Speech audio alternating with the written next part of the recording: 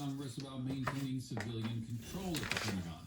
Like Jim Mattis, Austin would need a congressional waiver because he hasn't been out of the military for the required 7 years. Biden also plans to nominate Ohio Democratic Congresswoman Marcia Fudge to head the Department of Housing and Urban Development. This is NPR News from Washington. And this is WNYC in New York at 6:32. Good morning, I'm David First. 34 degrees now in New York City, going up to a high of 41 today. Staten Island prosecutors did not seek bail against a bar owner who was accused of hitting a sheriff's deputy with his car. WNYC's George Joseph reports. Sheriff's officials say they attempted to arrest Daniel Presti because his bar had allowed numerous patrons to gather and drink without masks on. But when they tried to arrest him, they say he drove off, hitting a deputy with his car. His assault charge is bail eligible, but at an arraignment hearing, Staten Island prosecutors did not ask for bail, instead agreeing to Presti's release. Public defenders at the Legal Aid Society questioned the decision, arguing that Presti was receiving special treatment as a white man. The bar owner has become a hero in the conservative movement resisting COVID health rules. The Staten Island DA says it takes violence against law enforcement seriously, but declined to comment further. Former nonprofit executive Diane Morales says her mayoral campaign is about reimagining how city government can serve the neediest New Yorkers. She grew up in Bed-Stuy, earned graduate degrees from Harvard and Columbia, and has built and run social service nonprofits. She says those are unique experiences in a crowded field of candidates vying for City Hall next year. Now, after living through the intersection of the COVID pandemic with the racial pandemic and the economic pandemic that preceded it, it feels more like a moral imperative for us to fundamentally shift how we operate and how we lead New York City moving forward.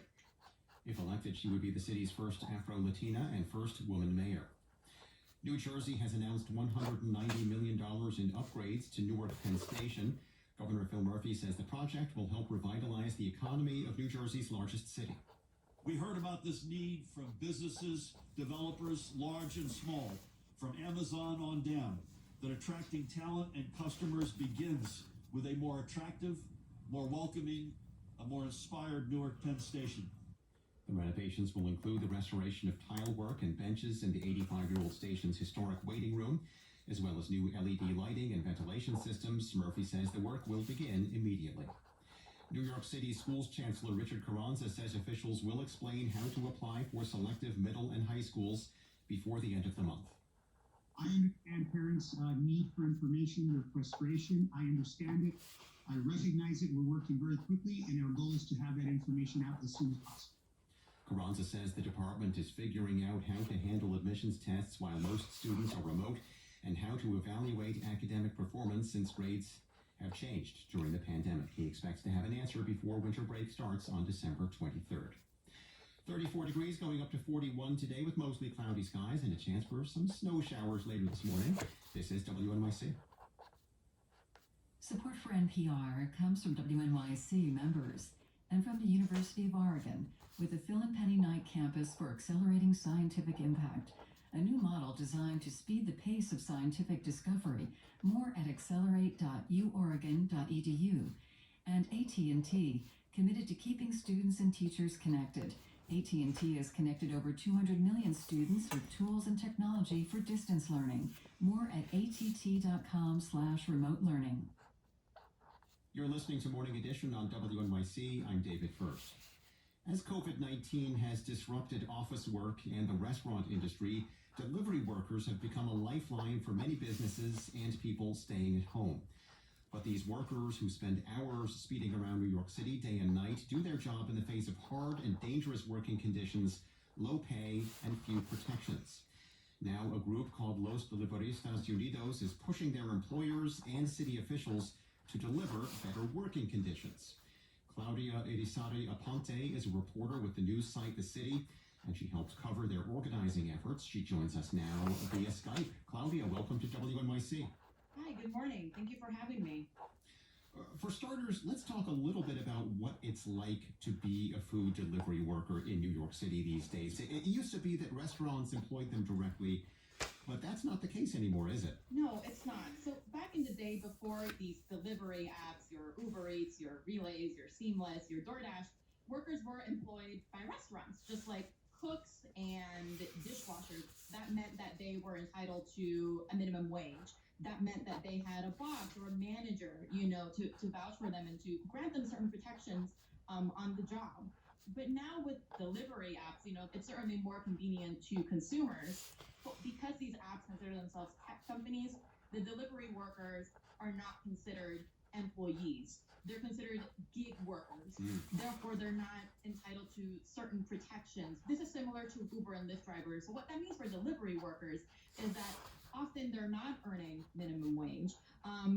It means that they're not employed by a restaurant. So whenever a problem arises on the job, whether it's a personal safety issue, whether it's a labor issue, they really have only themselves to rely on. Well, since the start of the pandemic, delivery orders are one of the main ways for restaurants to make money. And you would think more orders would mean more tips and more money for the people doing the deliveries. Is that so? That's not necessarily the case, unfortunately. I would say that for consumers, if they really want to make sure that the person actually delivering your meal gets the full tip that you want to give them, the best way is to tip cash, because there are some apps that might pocket part of that as a convenience fee. Or, maybe that'll go directly to the restaurant and the restaurant decides how it settles it up between their own workers, their own cooks, their own dishwashers, and the delivery workers. The full tip is not really reflected in their pocket. Just in general, are customers giving a lot of tips during this pandemic to delivery workers? Speaking with delivery workers, anecdotally, it doesn't seem like the tip situation has really moved the needle much, unfortunately, with the pandemic. Which is not good. It's just not everyone's tips, unfortunately. So you and your colleague, Josefa Velasquez, reported on this group, Los Deliveristas Unidos. Who are they and what do they want? So they're a group of mostly Guatemalan delivery workers, and we started realizing that a lot of them were suffering from the same working conditions, harassment by restaurant managers and employees, not getting access to bathrooms during COVID, dismal pay conditions from the apps, and all these other safety conditions, such as like traffic, bike lanes, their bikes getting stolen, muggings, and whereas they were all kind of like working in silos based on the crews and like the areas of the city where they work, now they're all working together. And, since they all kind of like have like the same issues on the job, they're really organizing around the core demands, meeting with city council members, protesting at City Hall Park and in front of police precincts, asking for safety protections and labor protections on the job. Like, these are guys that are putting in the work and they're getting the word out and they're beaten down and worked up and they really crave change. Do you get a sense that this group is feeling their extra importance in New York City at this moment?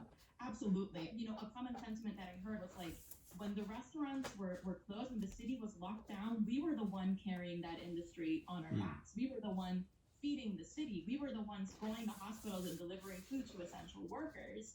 And yet, because of the way these apps work and the way the law is currently written, we're not acknowledged as employees of these companies, and therefore we're not entitled to certain protections. Like, these workers are already, keenly aware of that. They know that their material conditions have not improved, even though they're working back-breaking hours for very meager pay. And it shows when you speak to them one-on-one, too. Claudia Irisari Aponte covers Brooklyn for the local news site The City. Thank you for joining us. Thank you for having me. It's Morning Edition from NPR News. I'm Noelle King. And I'm David Green. The head of the state-funded broadcast network Voice of America has been pushed aside. This is part of an effort to install a conservative and controversial leader in the final days of the Trump administration. VOA is among a handful of government-run networks that together reach hundreds of millions of people across the world. The networks offer the only independent sources of news available in countries controlled by repressive regimes. NPR's David Falkenflik broke this story and joins us this morning. Hey there, David. Hey, David. So tell us exactly what's happening here. Well, yesterday at their regularly scheduled bi-weekly meeting, U.S. AGM CEO Michael Pack told the acting head of the Voice of America that he could resign or he would be reassigned back to his earlier role at the broadcaster. Let's be clear, Pack's only been in office since June. This is part of a major pattern. When he came on board, he fired VOA's sister network chiefs. The two leaders of Voice of America had already resigned. He purged top agency executives. He accused people of basically creating an open house for espionage by foreign powers. He investigated journalists for what he claimed was rampant anti-Trump bias. His aides tried to have some people drummed out of Voice of America. He denied foreign journalists of VOA visa extensions, forcing them to return home. And thus, the acting head of the VOA that he named, alleged Biberai, was forced to be put in a position where he had to decide what to do. He largely, not imperfectly, but largely held Michael Pack at bay. He publicly praised the importance of independent journalism, and he never criticized Pack in public directly, walking a fine line until yesterday, where he talked, although never mentioning Pack by name, about the attempts to trample Voice of America's journalistic independence that he said threatened to undermine its hard-won credibility. And he said that some agency officials failed to respect protocols and processes that he considered inviolable. I mean, this independent reporting, such a rich tradition of VOA. I mean, so who does Pack want in charge instead here? He wants to install a gentleman by the name of Robert Riley. He's 74. He's an outspoken conservative, served in the Reagan administration, was a State Department official. He briefly led the Voice of America during the first year of President George W. Bush. He's a defender publicly of Michael Pack on Pack's claims about this so-called Trump-like deep state of Voice of America. And he's also published books critical of Islam and critical of gay rights. And I want to be clear, he wrote a 2015 book called Making Gay Okay: How Rationalizing Homosexual Behavior is Changing Everything. That's, as I reported that last night, that stuck in the craw of a lot of people I've heard of over at VOA. Wow. So is Pack explaining this move at all? Is he commenting on this? Nope, not to me anyway. Pack and his aides have not commented. I said detailed requests for comment. I based my reporting on interviews with 9 highly knowledgeable folks. Understandably, given all that's gone on, they sought anonymity. So when Joe Biden is inaugurated, I mean, could he just simply fire Riley? You know, it's trickier than you think. Pack can be replaced, and that's because Trump's administration won a case at the Supreme Court, giving him the authority to remove the heads of other independent agencies. Replacing Riley is ultimately probably doable. It could take a little bit more time, and here's why. Lawmakers on Capitol Hill have been concerned by Pack's actions, lawmakers in both parties, and so they stuck some legislative language in there that looks like it makes a CEO have to go through more bureaucratic hurdles to get it done, to fire the head of one of the networks like Voice of America. Probably ultimately doable, but tricky. So Michael Pack is going to be a lame duck here. So why do this? What do you think he's up to? Well, there have been all these firings, and there have been court battles. There have been complaints to inspectors general and other kinds of government watchdogs, and all these fights appear to be continuing in waning days. A couple weeks ago, a federal judge found that Pack had acted unconstitutionally in trying to investigate reporters and journalists at Voice America for their journalistic decisions. NPR just confirmed that he had hired a former law clerk to Clarence Thomas at an elite law firm to investigate some of his colleagues on the taxpayer dime. That could be a 6-figure cost. Pack also had a warm rapport with Justice Thomas in making a documentary on him some years ago. It appears that Pack wants to embed Trump loyalists before he leaves, kind of creating his own inverse deep state. NPR's David Folkenflik. David, thanks. You bet. Support for NPR comes from member stations and from C3. C3.ai software enables organizations to use artificial intelligence at enterprise scale, solving previously unsolvable business problems. Learn more at C3.ai. And Total Wine & More, where in-store teams can recommend a bottle of wine, spirit, or beer for the holidays. Shoppers can explore more than 8,000 wines, 2,500 beers, and 3,000 spirits. More at TotalWine.com.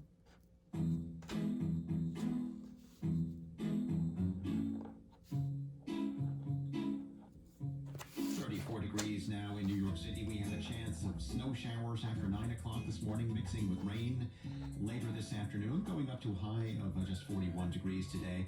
Tonight, partly cloudy skies with a low in the mid to upper 30s, and then tomorrow, sunshine, a little bit warmer, high of 48 degrees.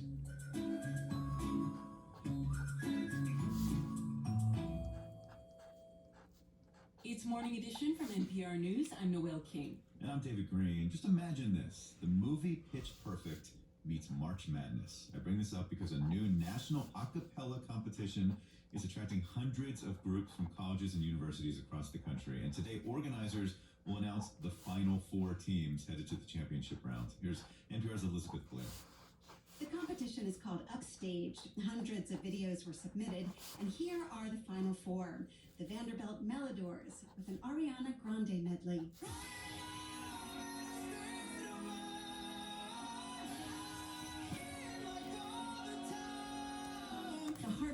Tunes with an arrangement of Labyrinth's All For Us.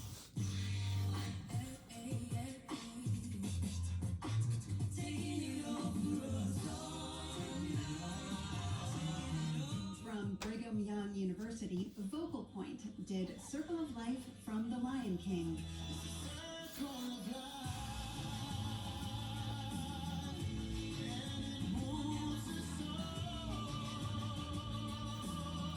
And from the University of Pennsylvania, Penn Masala did a mashup of Ed Sheeran's Castle on the Hill and the Bollywood song Ilahi.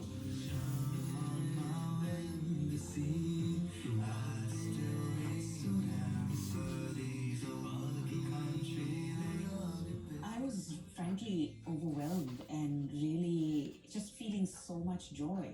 Annette Phillip was one of the judges. She's on the Berklee College of Music faculty and a longtime a cappella singer. The 4 final entries really spoke to the amazing diversity and the richness of a cappella music that is today. Some of the videos were made pre-pandemic. Judge Christopher Diaz says he was thrilled to see other groups take on the challenge of making videos during lockdown. Even though it didn't reach the final 4, one of his favorites was the Yale Dukes arrangement of the Nick Jonas song Levels, made on a Zoom call. They had all these flashing boxes with really kind of creative things happening in each of the boxes, and it made me feel like, wow, this is on Zoom, but this is the kind of Zoom call I'd like to be on.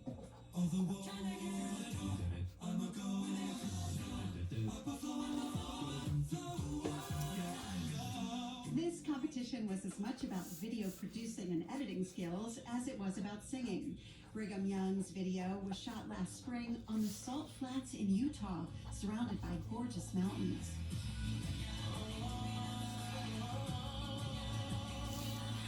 BYU senior Carson Troutman says they've tried to find ways to rehearse during the pandemic. For a while, they did it in the school's football stadium. So we were like 20 feet apart. We were practicing with in-ear monitors, and so it was easy for us to hear each other. But then it started getting really cold. Now he says they're practicing indoors, wearing masks and staying socially distant.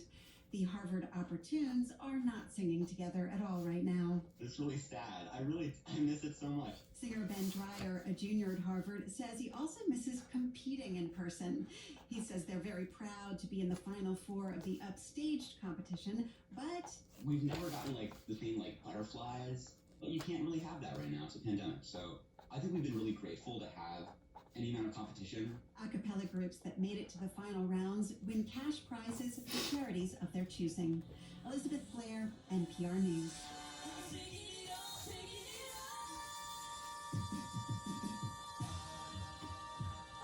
And this is Morning Edition from NPR News. I'm David Green. And I'm Noel King. Being the urge to sing along, I'm David First. Coming up later on Morning Edition here on WNYC, when President-elect Joe Biden and Vice President-elect Kamala Harris take office, blended families will be among those watching with a new sense of pride. When kids are growing up now, they're going to think of the word stepmom, and they're going to think of the Vice President of the United States and the First Lady. More on what their presence in the White House could mean for other blended families coming up next hour.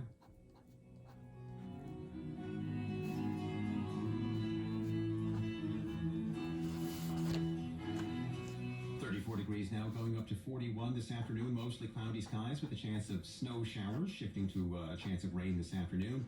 Tomorrow, sunny with a high of 48.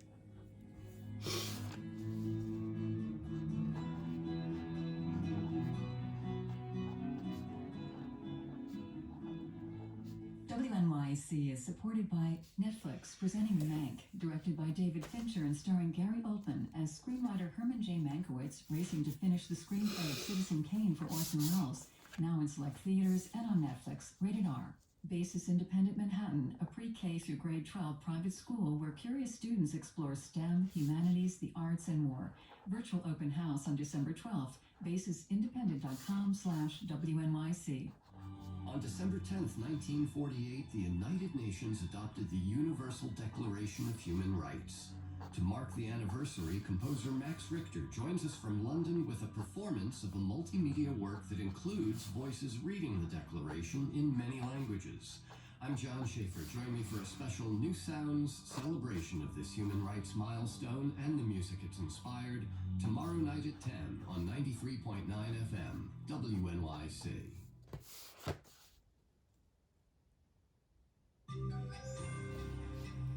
How pandemic can upend best laid plans for paying back student loans. Marketplace Morning Report is supported by Progressive Insurance with the Name Your Price tool, offering a range of coverage and price options to choose from. Now that's Progressive. More at progressive.com or 1-800-PROGRESSIVE. And by Fidelity Investments, introducing Fidelity Income Planning, helping to build a plan for income that lasts. Fidelity Brokerage Services, LLC, member NYSE, SIPC. I'm David Brancaccio. Good morning. Today, the restaurant delivery company DoorDash starts trading on stock markets for the first time, ticker symbol DASH. Tomorrow, it's the debut of ticker symbol ABNB. You got it? Is pandemic the best time to launch a new stock? Many companies this year thought so. Marketplace's Nova Safo is here with details. Just last week, DoorDash set its target price per share at $90 to $95. So debuting above that amount shows just how much investor appetite there has been this year for initial public offerings. They've raised a record amount, somewhere in the $140 to $150 billion range. DoorDash certainly adding to that total, which is all the more remarkable because it's not yet profitable, and still investors are valuing the company at around $39 billion. What's the equation here, Nova? Tech stocks are doing well, so initial stock offerings should do well? Well, markets are hitting all-time highs, interest rates are near zero, and investors, they're looking for returns. IPOs are attractive. The average one-week return this year for IPOs, David, has been 25%. And look at the notable debuts. We have DoorDash, which has seen business skyrocket during the pandemic. In September, we had Palantir, as yet unprofitable. The defense software contractor debuted at $10 a share. Its stock has nearly tripled in price since then. Now it has a market cap of nearly $50 billion. And tomorrow we do have Airbnb, which did return a profit in the third quarter, thanks to cost cutting and focusing on long-term stays. It's expecting a valuation around $42 billion. The word profit finally crept into that story. Marketplace's Nova Safo, thank you. This morning, Brazil's biggest domestic airline, GOL, spelled GOL, became the first to resume commercial flights with the 737 MAX, which has been recertified after being grounded over design and management problems following two deadly crashes. See, Stephen Ryan has more. GOL says 140 of its pilots have been through rigorous training scenarios in the US on the overhauled plane. The first flights today will travel to and from the airline's Sao Paulo hub. By the end of the month, GOL expects to have all 7 MAX planes in its fleet back in the air. And in a vote of confidence for Boeing, GOL has confirmed an order for 95 additional 737 MAX jets for delivery beginning in 2022. Still, acknowledging customers may be wary about taking to the skies once more, the company reportedly said any passenger uncomfortable with flying in the 737 MAX would be able to reschedule their trip within a year at no additional charge. I'm the BBC's Stephen Ryan for Marketplace. Markets, the Dow future is up 79.3%, the S&P future up 0.2%, but the NASDAQ future is little changed, down 4 points. And this number, 10,000, that's the number of restaurants that could shut down permanently in the U.S. over the next 3 weeks, as calculated by the National Restaurant Association as it lobbies Congress for more aid. The trade association says 17% of U.S. restaurants have already folded during this pandemic year, 17% of them all. Marketplace Morning Report is supported by C3.ai. C3.ai software enables organizations to use artificial intelligence at enterprise scale, solving previously unsolvable business problems. Learn more at C3.ai. And by HIMSS, offering men access to licensed medical professionals online who can evaluate conditions including hair loss. Online prescriptions available if appropriate. More at forhims.com/2020. Anyone with student loans from the federal government can apply to have the balance forgiven if they work for 10 years in a nonprofit or public service job and make their monthly payments. But as Marketplace's Samantha Fields reports, many people who've been laid off or lost hours because of the pandemic are having a hard time keeping their loan forgiveness on track. When Christopher Gagne got laid off this summer from the nonprofit hospital in Connecticut where he worked as an acupuncturist, The first thing he thought was, oh my God, I am so screwed on my student loans. Ganya is 58, and even though he's been paying his student loans for more than 20 years, the balance he owes has grown from about $65,000 to more than $140,000, in part because his interest rate is over 8%. For him, the prospect of what's known as public service loan forgiveness was the only thing that made him think he could get his debt under control. I can just work hard for the next 10 years, pay my debt, and still be able to build a retirement. He'd made about 7 years worth of payments that count toward loan forgiveness since he got hired full-time at the hospital, and he had a little less than 3 years to go. And then, of course, COVID hit, and all of that went out the window. Nearly 25% of people with student loans working in nonprofits or public service have had a significant change in their work situation during the pandemic, according to a recent survey from TIAA. Betsy Mayotte is president of the Institute of Student Loan Advisors, and she says that could mean any number of things. Maybe they lost their job entirely, or they were furloughed, or there's also the borrowers who maybe they didn't lose their job, but their hours were reduced, so they're no longer considered full-time, which is a requirement. For people in any of those situations who are working toward public service loan forgiveness or PSLF, Mayotte says one of the biggest concerns is whether they can get another job that would be considered eligible employment for PSLF purposes. If they can get another full-time job at a nonprofit or in government, they'll be able to get back on track. Shelley Ann Oweka is Director of Financial Planning Strategy at TIAA. Because the 120 payments that are required to get forgiveness do not have to be for the 10 years straight, when they are reemployed, if they're reemployed with an organization that does count, then they can resume their payments. But it may be hard to find another nonprofit or public service job, especially right now. Christopher Ganya is trying, but he says, unfortunately, for acupuncturists, there are not a lot of jobs available with employers, especially non-for-profit. And if he can't get one, he says he'll be paying his student loans until he's almost 70. I'm Samantha Fields for Marketplace. And yesterday we mentioned that Uber is giving its robot car business to a California startup. Today Uber is selling its flying car research business to another startup. If it had a jetpack business, that'll probably get hived off tomorrow. I'm David Brancacci of Marketplace Morning Report from APM, American Public Media. WNYC supporters include the virtual Other Israel Film Festival, presented by the Marlene Meyerson JCC Manhattan, an in-depth look into Israeli and Palestinian societies through films and conversations, now through December 10th. More at otherisrael.org. WNYC was made for moments like these. Our journalists are committed to bringing you in-depth reporting that helps you navigate these uncertain times. At the center of this commitment is you. Listener support keeps us independent and focused on what's really important, reporting the truth. If you can, please support WNYC with a charitable contribution before December 31st. Visit WNYC.org/donate or call 888-376-WNYC. This is WNYC, FM, HD, and AM, New York.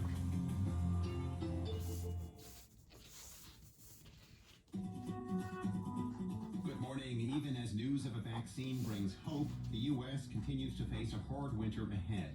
Hospitals are overwhelmed in some states in the Southwest, and New Mexico may start rationing care. Dr. Fauci is urging strength. The road ahead will not be easy. We have got a lot of hard and demanding work to do in the next year. I'm David First. It's Morning Edition from NPR and WNYC.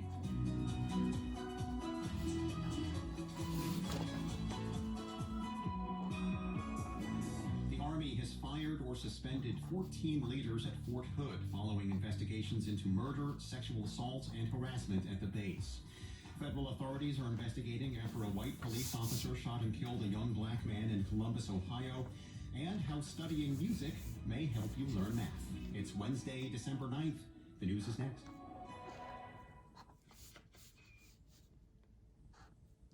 Live from NPR News, I'm Corva Coleman. President-elect Joe Biden is going to nominate Ohio Congresswoman Marcia Fudge to be Secretary of Housing and Urban Development. There had been calls for Biden to select her as his agriculture secretary. Instead, the president-elect is going to nominate former Obama Agriculture Secretary Tom Vilsack to return to the job. NPR's Dan Charles reports one of Vilsack's mandates will be to work with the Biden administration on climate change.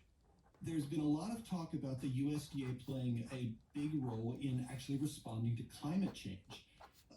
There's money for this. Rural development programs could help pay for clean energy in rural areas. There are plans to pay farmers for practices on the farm that reduce greenhouse emissions. It could also help do reforestation. People don't realize it, but the U.S. Forest Service is part of the Department of Agriculture. NPR's Dan Charles reporting. Despite veto threats from President Trump, the democratically led House is sending a massive defense policy bill to the Senate. NPR's Claudia Crusalis reports the House approved the bill by a vote of 335 to 78. Trump reiterated his opposition to the legislation known as the National Defense Authorization Act because it doesn't repeal a legal shield for social media companies.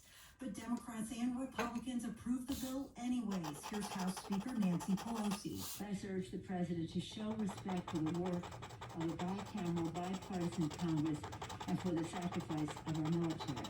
Some Republicans, including members of the conservative House Freedom Caucus, did vote against it. If Trump follows through on his veto threat, it's unclear if Congress has the votes to override it. That would break a 60-year streak of approving the measure annually. Claudia Crusalis, NPR News, Washington. The House is set to vote today on a short-term government funding bill. If Congress does not pass one by Friday, the federal government could face a partial shutdown. The measure would last through the end of next week. This comes at the same time that lawmakers are wrangling over a new coronavirus relief package. In Columbus, Ohio, federal authorities are being brought in to investigate the death of a 23-year-old black man. He was shot by a sheriff's deputy. From member station WOSU, Paige Flager has more. Casey Goodson Jr. was shot by Sheriff's Deputy Jason Meade Friday as Goodson was entering his home. The Sheriff's Department and Goodson's family have differing accounts of the shooting, and Meade was not wearing a body camera. The FBI will work alongside Columbus Police and the Civil Rights Division of the Department of Justice to investigate the case. The announcement comes just one day after the State Bureau of Criminal Investigation declined to take over the investigation, saying Columbus Police waited too long to involve them. For NPR News, I'm Paige Flager. You're listening to NPR News. And this is WNYC in New York, 4 minutes after 7 o'clock. Good morning, I'm David First. 34 degrees now in New York City. It's going to be mostly cloudy today. There is a chance of snow showers, a high of 41 this afternoon. Democratic officials in Hudson County, New Jersey have filed a restraining order against immigration activists who have been protesting the county's new contract with Immigration and Customs Enforcement. WNYC's Matt Katz reports. Last month, county freeholders reversed their previous position and voted to renew a contract to hold ICE detainees at the county jail for another decade. Democratic County Executive Tom DeGise pushed the extension because he says the county needs the revenue due to the pandemic. DeGise didn't attend the meeting when the vote was held, so activists have been protesting in front of his house for several nights. Now, in an unusual move for elected officials, DeGise, along with 5 county freeholders, obtained a restraining order that forbids picketing within 200 feet of their homes. The order also limits protests to once every 2 weeks between 7 and 8 p.m. and restricts crowd size to 10 people. Fuck New you, York City bar fascist. and restaurant owners say another closure of indoor dining would bring a new wave of layoffs to the 5 boroughs. Brenda Castellanos owns several eateries, including X Restaurant in Prospect Lefferts Gardens, Brooklyn. She says most of her customers still prefer delivery or takeout over sit-down service, but if indoor dining closes, she'll have to lay off servers, busboys, and dishwashers. We have a lot of pressure. We are not making money. There is no revenue this year. Right now, my point is to keep as much as possible on my team working. Governor Cuomo has said he would consider ordering restaurants and bars to stop serving customers indoors as early as Monday if hospitalizations in the city don't stabilize. Some of New York City's most vocal transit advocates have joined forces to come up with an agenda they'd like to see taken up by the next mayor and city council. Among their top items are speeding up buses, expanding the open restaurants program, and creating designated delivery zones. Danny Pearlstein with the group Riders Alliance says the city also has many tools to make the streets safer, like redesigning intersections and expanding bike lane installation. What we're asking for from the incoming administration and council is the political will to use them to their maximum to design a fairer city for all New Yorkers. Pearlstein credits Mayor de Blasio's Vision Zero program with improving the streets, but says the next administration needs to address issues like placard abuse and reducing vehicle emissions. 34 degrees now, mostly cloudy skies today with a high of 41, a chance of snow showers shifting to a chance of rain later this afternoon. This is WNYC. Support for NPR comes from Capital One, offering Capital One Shopping, a downloadable browser extension that searches various sites for shoppers. What's in your wallet? More at CapitalOneShopping.com. On the next All of It, we'll speak with director and Apollo Theater executive producer Camilla Forbes about her HBO adaptation of Ta-Nehisi Coates' 2015 best-selling book, Between the World and Me. Plus, remembering the life and career of Hall of Fame pitcher and Miracle Met Tom Seaver.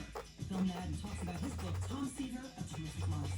I'm Allison Stewart. Join me for All of It, weekdays at noon on WNYC.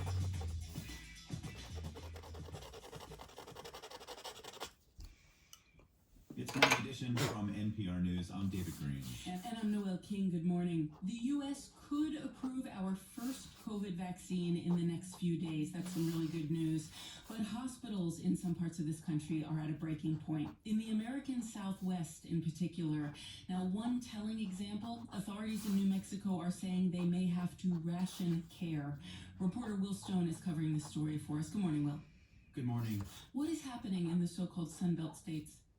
Yeah, the virus has just swept across the Southwest. Remember, this is where the summer surge was absolutely devastating. But in Arizona now, the state is breaking records, and cases are also higher in Texas than they've ever been. And in both states, hospitalizations are getting closer to that summer peak. Now, New Mexico actually did pretty well until the fall, and the crisis there shows just how hard it is to get this virus under control once it takes off. That state went much further than others. Last month, the governor actually put in place a stay-at-home order, and still doctors are facing down this nightmare scenario. Take a listen to Dr. Irene Agostini, who's at the University of